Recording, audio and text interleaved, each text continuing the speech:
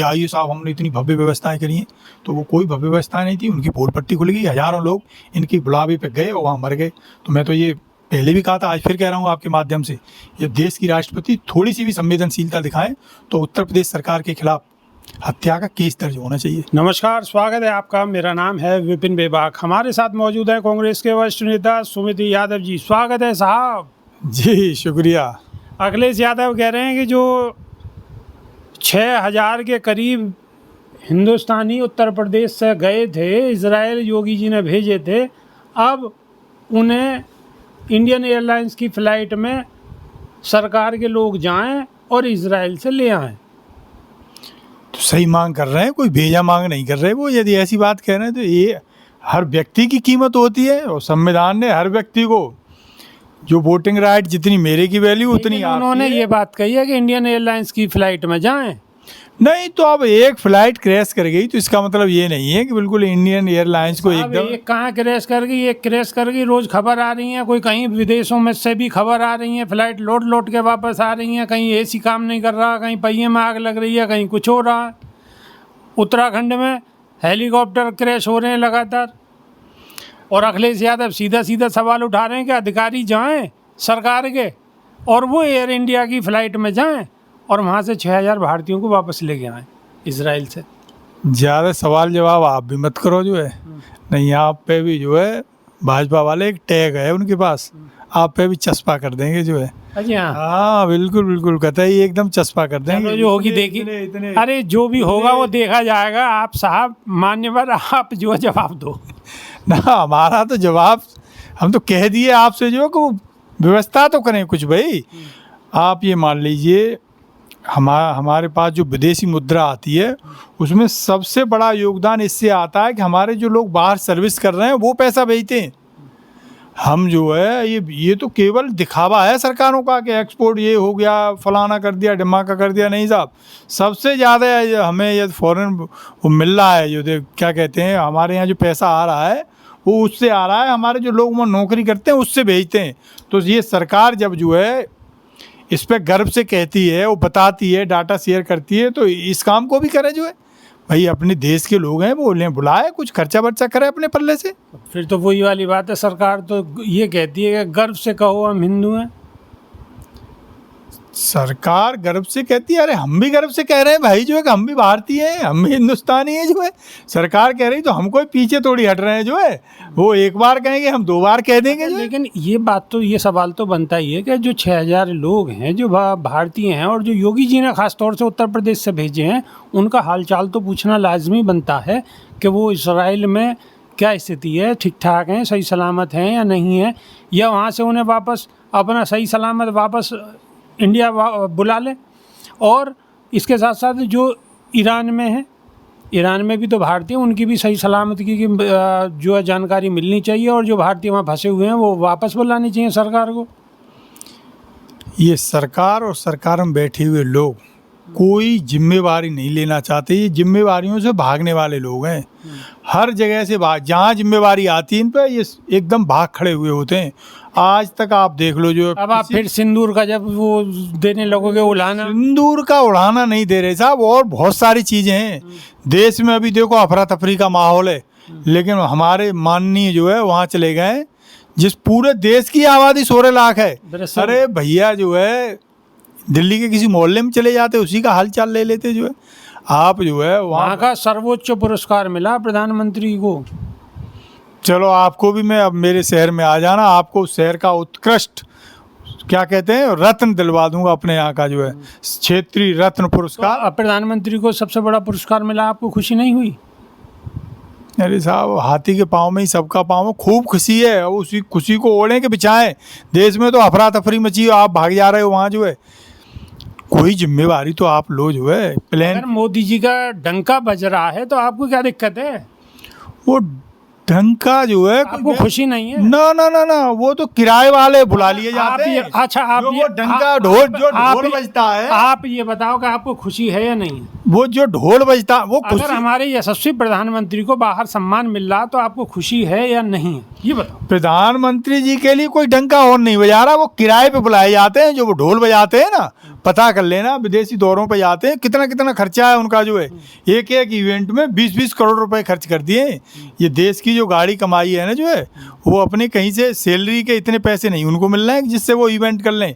इस देश के जो गरीब लोग हैं ना, जिन लोगों को पैरों में जूते चप्पल भी नहीं है, उनके पैसे से बाहर जाके वो ढोल बजवा रहे हैं जो है। हाँ, वो कोई वहाँ का आप देख लीजिए। प्रधानमंत्री तो हमारे हैं ना, अगर बाहर जाके मान सम्मान बढ़ा रहे हैं भारत का, तो हमारे आपके लिए सबके लिए गर्व की बात है। इतना मान सम्मान बढ़ा रहे हैं कि अभी जब पाकिस्तान के साथ हमारी तनातनी हुई तो विश्व का एक भी देश हमारे पक्ष में बयान नहीं दिया। तो ऐसा डंका बजाया है माननीय ने। माननीय हर महीने लगभग विदेश चले जाते हैं, आज वहाँ जा रहे हैं, आज वहाँ जा रहे हैं। लेकिन कितनी ये शर्म की बात है कि छोटे से छोटे कंट्री ने भी अपनी छाती पीट के ये नहीं कहा कि हाँ जी हम आपके साथ खड़े हैं। तो ये बिल्कुल फेल है, इनकी विदेश नीति फेल है। ये केवल और केवल भाड़े पे वहाँ कुछ लोगों को बुला के हल्ला गुल्ला मचवा देते हैं, देश की मीडिया को वही बाइटें दे देते हैं, वही चलने लगती हैं। तो कम से कम आपसे तो ऐसी हम गुजारिश करेंगे। ये सब प्रायोजित कार्यक्रम है, इसका मतलब ये कहना चाह रहे हो आप? इसमें कोई शक है क्या? अच्छा। कोई शक है आपको? एक छोटा कंट्री भी आपके साथ खड़ा हो गया हो, जिसने छाती ठोक के ये कहा हो नहीं हम आपके साथ हैं, तो आप हमें बता दीजिए। इसका मतलब आपकी विदेश नीति फेल है। आप दिल्ली जा रहे हो मतलब। लेकिन हमारे प्रधानमंत्री तो जहाँ खड़े हो जाते हैं वहीं से लाइन शुरू हो जाती है, ऐसा कहते हैं सरकार के लोग। ये गलत फहमी है साहब जो है, कतई बिल्कुल गलत फहमी है। जहाँ मोदी जी खड़े हो जाते हैं बस उन्हीं पे कैमरा फोकस कर दिया जाता है, पीछे का वीडियो शूट कर दिया जाता है। आप ये जान लो, ये ऐसा कुछ नहीं है। और वही बाइट दे दी जाती है, वही बाइट चल जाती है। हम आप जैसे कुछ भाई लोग हैं बस उसी पे जो है हल्ला गुल्ला मचाने लगते हैं कि देखिए साहब के पीछे कितने लीडर जा रहे हैं, साहब के आगे वाले लीडरों को भी गिन लो साहब। मतलब ये कहना चाह रहे हो सब हवा हवा ही है?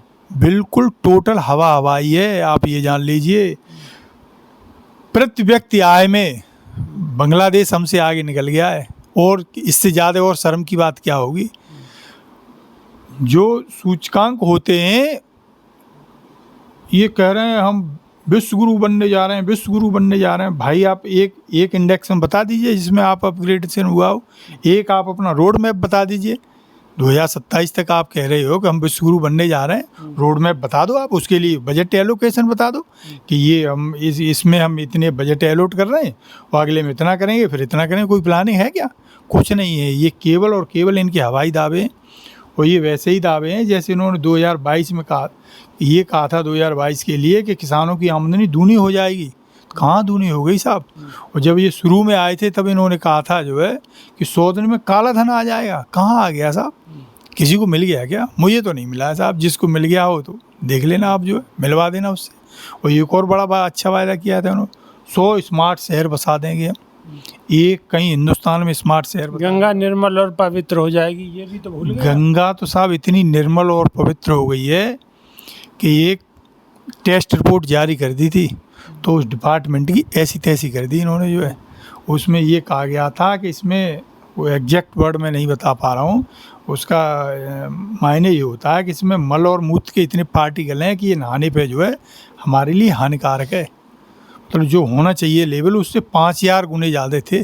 तो इतनी गंगा इन्होंने शुद्ध कर दी। लेकिन कुंभ में तो करोड़ों लोगों ने स्नान किया। ये तो देखिए, हम आस्थावान लोग हैं। ये भारत देश जो है आस्थावान लोगों का देश है। ये पहले से परंपराएं चली आई हैं। हाँ, इन्होंने ये नई परंपरा जरूर डाल दी। अब की बार इन्होंने सरकार की तरफ से ये प्रचार कर दिया कि आइए साहब हमने इतनी भव्य व्यवस्थाएं करी हैं। तो वो कोई भव्य व्यवस्थाएं नहीं थी, उनकी पोल पट्टी खुल गई, हज़ारों लोग इनकी बुलावे पे गए और वहाँ मर गए।